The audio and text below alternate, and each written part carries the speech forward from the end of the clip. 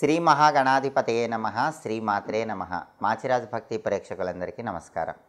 November 1వ తేదీ నుంచి నవంబర్ 10వ తేదీ వరకు మేషాది ద్వాదశ రాశులకి రాశి ఫలితాలు ఎలా ఉంటాయో, ఈ 10 రోజుల్లో కూడా ద్వాదశ రాశుల వాళ్ళకి అదృష్టం కలిసి రావాలంటే పాటించాల్సిన ముఖ్యమైన విధి విధానాలు ఏంటో, ఏ దేవాలయ దర్శనం చేయాలో, ఎలాంటి స్తోత్రాలు పఠించుకోవాలో, సకల దేవతా స్వరూపమైన గోమాతకు ఎలాంటి ఆహారం తినిపించాలో, ఎలాంటి దానాలు ఇచ్చుకోవాలో, ఈ 10 రోజుల్లో రాశి ఫలితాలు ద్వాదశ రాశుల వాళ్ళకి ఎలా ఉండబోతున్నాయో ఈ వీడియోలో మనం తెలుసుకుందాం. తదుపరి కర్కాటక రాశి. కర్కాటక రాశి వాళ్ళకి నవంబర్ 1వ తేదీ నుంచి నవంబర్ 10వ తేదీ వరకు గ్రహాల సంచారం పరిశీలిస్తే రవి 4వ ఇంట్లో వ్యతిరేక ఫలితాలు ఇస్తున్నాడు.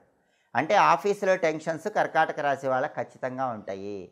అందులోనూ ప్రత్యేకంగా ఎవరైనా కర్కాటక రాశి వాళ్ళు సివిల్ కన్స్ట్రక్షన్స్ ఇలాంటి వాటిల్లో ఉన్న వాళ్ళకైతే ఆ టెన్షన్స్ చాలా ఎక్కువగా ఉంటాయి.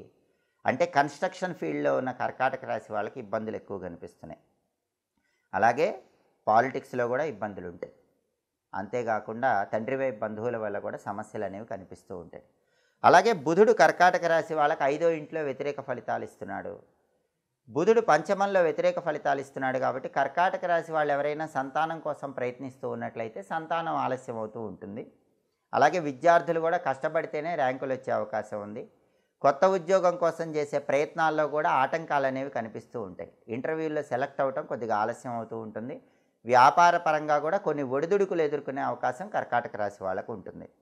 అలాగే కుజుడు 5వ ఇంట్లో వ్యతిరేకంగా ఉన్నాడు. దీనివల్ల ఏం జరుగుతుందంటే కర్కాటక రాశి వాళ్ళ పిల్లల్లో మగపిల్లలు ఉంటే వాళ్ళ వల్ల ఏదో ఒక సమస్య వచ్చే అవకాశం ఉంటుంది. మగపిల్లలు కొద్దిగా టెన్షన్ క్రియేట్ చేసే అవకాశం ఉంటుంది. వాళ్ళ విద్య పరంగా కానీ, ఉద్యోగ పరంగా కానీ, వ్యాపార పరంగా కానీ, మగపిల్లల పెళ్లి పరంగా కానీ కర్కాటక రాశి వాళ్ళకి వాళ్ళ సంతానంలో మగపిల్లల పరంగా ఏదో ఒక టెన్షన్స్ ఎదుర్కొనే అవకాశాలు ఈ 10 రోజుల్లో కనిపిస్తూ ఉంటాయి.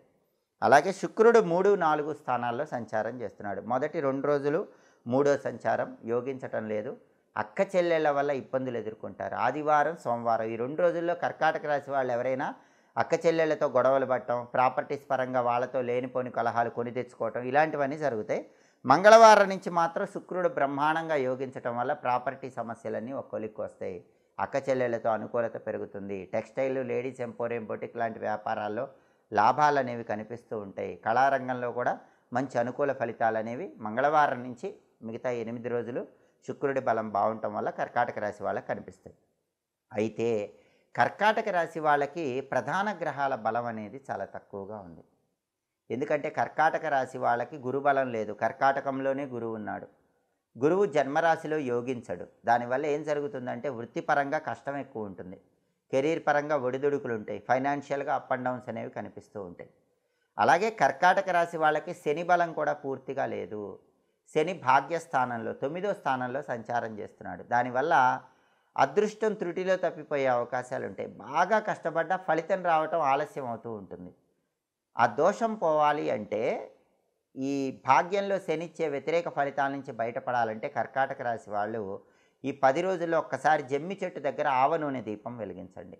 జమ్మి చెట్టు దగ్గర మట్టి ప్రమిదలో ఆవ నూనె పోసి 8 ఒత్తులేసి దీపం పెడితే భాగ్యంలో శనిచ్చే వ్యతిరేక ఫలితాలు తొలగిపోతాయి. అలాగే రాశిలోనే గురువు ఉండటం వల్ల ఫైనాన్షియల్గా కెరీర్ పరంగా ఉన్న ఇబ్బందులు పోవాలంటే గురుబలం పెరగటానికి ప్రతిరోజు తడి పసుపు కానీ, తడి గంధం కానీ నుదుటిన బొట్టులాగా ధరిస్తూ ఉండండి. శివలింగం మీద కొబ్బరి నీళ్లు పోస్తూ ఉండండి. దానివల్ల రాశిలో గురువిచ్చే వ్యతిరేక ఫలితాల నుంచి బయటపడవచ్చు.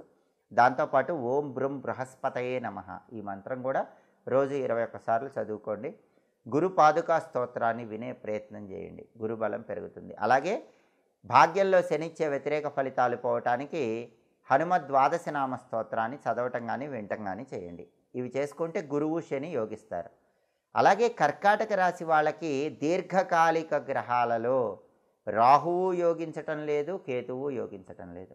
ఎందుకంటే రాహువు 8వ ఇంట్లో ఉన్నాడు, కేతువు 2వ ఇంట్లో ఉన్నాడు. రాహుకేతువులు యోగించట్ల. అష్టమంలో రాహువు వల్ల అనారోగ్య భావనలు, అనారోగ్య సమస్యలు, ప్రయాణాల్లో ఇబ్బందులు ఉంటాయి. అలాగే ద్వితీయంలో కేతువు వల్ల కుటుంబపరమైనటువంటి చికాకులు, ఒత్తిడి, కుటుంబ కలహాలు, మనశ్శాంతి లేకపోవటం ఇవన్నీ ఉంటాయి. కాబట్టి కర్కాటక రాశి వాళ్ళకి ఈ 10 రోజుల్లో రాహు బలం లేదు, కేతు బలం లేదు. రాహుకేతువులను ప్రసన్నం చేసుకోవాలంటే సుబ్రహ్మణ్య స్వామి ఆరాధన చేయాలి. సుబ్రహ్మణ్య అష్టకం వినండి. ప్రతిరోజు ఓం సాం శరవణ భవ అనే మంత్రం 21 సార్లు చదువుకోండి. సుబ్రహ్మణ్య స్వామి ఆలయంలో రాహుకాలంలో నిమ్మదీపాలు వెలిగిస్తే కనుక ఖచ్చితంగా రాహుకేతువుల బలం పెరుగుతుంది. అలాగే కర్కాటక రాశి వాళ్ళకి కుజుడి బలం లేదు కాబట్టి కుజుడి బలం పెరగటానికి కూడా ఈ మంత్రం విశేషంగా సహకరిస్తుంది. సుబ్రహ్మణ్య అష్టకం సహకరిస్తుంది. సుబ్రహ్మణ్య ఆలయంలో రాహుకాల దీపాలు వెలిగిస్తే కర్కాటక రాశి వాళ్ళకి కుజుడు, రాహువు, కేతువు ఈ 3 గ్రహాలు ఏకకాలంలో యోగిస్తాయి. అలాగే కర్కాటక రాశి వాళ్ళకి ఈ 10 రోజుల్లో మొత్తం గ్రహాల్లో యోగించే గ్రహాలను మనం పరిశీలిస్తే కర్కాటక రాశి వాళ్ళకి శుక్రుడు మాత్రమే యోగిస్తున్నాడు. శుక్రుడు మంగళవారం నుంచి 8 రోజుల పాటు యోగిస్తున్నాడు. రవి యోగించటం లేదు, బుధుడు యోగించటం లేదు, కుజుడు యోగించటం లేదు, అలాగే రాహుకేతువులు యోగించటం లేదు, గురువు యోగించటం లేదు, శని యోగించటం లేదు. ఈ గ్రహాలేవి కూడా కర్కాటక రాశి వాళ్ళకి యోగాన్ని కలిగింపజేయటం లేదు. 9 గ్రహాల్లో చంద్రుడు తప్ప మిగిలిన 8 గ్రహాల్లో ఒక్క శుక్రుడు మాత్రమే మంగళవారం నుంచి 8 రోజుల పాటు యోగిస్తున్నాడు.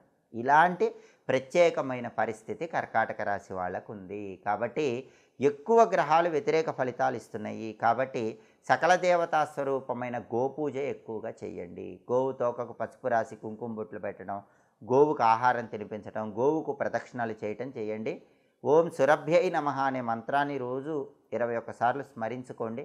అలాగే అన్ని కష్టాల నుంచి బయటపడటానికి కర్కాటక రాశి వాళ్ళకి దుర్గా కవచం విశేషంగా సహకరిస్తుంది. దుర్గా కవచం వినండి, దానివల్ల చాలా వరకు కష్టాల నుంచి బయటపడవచ్చు.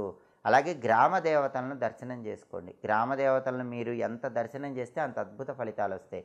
ఎందుకంటే 8 గ్రహాల్లో 7 గ్రహాలు యోగించటం లేదు కాబట్టి సాధ్యమైనంత వరకు ఉగ్ర దేవతలను, గ్రామ దేవతలను దర్శనం చేసుకోవటం, గ్రామ దేవతలకి నిమ్మకాయల దండ సమర్పించటం, గ్రామ దేవతల దగ్గర నిమ్మదీపాలు వెలిగించుకోవటం, గ్రామ దేవతల దగ్గర పులిహోర నైవేద్యం పెట్టి చుట్టుపక్కల వాళ్ళకు పంచిపెట్టడం, ఇలాంటివి చేస్తే కూడా చాలా వరకు ఈ 8 గ్రహాల్లో 7 గ్రహాలు ఇచ్చేటటువంటి వ్యతిరేక ఫలితాల నుంచి బయటపడి అనుకూల ఫలితాలను అందిపుచ్చుకోవచ్చు.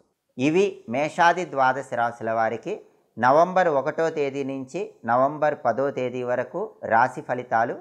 నవగ్రహాలలో యోగించే గ్రహాలు, యోగించని గ్రహాలు, అలాగే గ్రహాల సంచారాన్ని బట్టి పాటించవలసిన పరిహారాలు, జపించాల్సిన మంత్రాలు, చదువుకోవాల్సిన స్తోత్రపారాయణలు, ఇవ్వవలసిన దానాలు, ఎప్పటికప్పుడు దినఫలాలు, వారఫలాలు, పక్షఫలాలు, మాసఫలాలు వీటన్నిటి గురించి తెలుసుకోవాలంటే మాచిరాజు భక్తి ఛానల్ తప్పకుండా చూడండి. అలాగే జ్యోతిష శాస్త్రపరంగా ఎప్పటికప్పుడు గ్రహాల సంచారం మారినప్పుడు ఆ గ్రహాల సంచారంలో మార్పు వల్ల వచ్చే ఫలితాలు తెలుసుకోవాలన్నా, గ్రహాలు మారినప్పుడు పాటించాల్సిన పరిహారాల గురించి తెలుసుకోవాలన్నా మాచిరాజు భక్తి ఛానల్ తప్పకుండా చూడండి. మా వీడియోస్ మీకు నచ్చినట్లయితే మా ఛానల్ లైక్ చేయండి, కామెంట్ చేయండి. మా ఛానల్ వీడియోస్ 10 మంది మిత్రులకు షేర్ చేయండి. మా ఛానల్ సబ్స్క్రైబ్ చేసుకోండి. పక్కనున్న బెల్ సింబల్ ఒకటి మాత్రం మర్చిపోకండి. సర్వే జనాః సుఖినో భవంతు. స్వస్తి.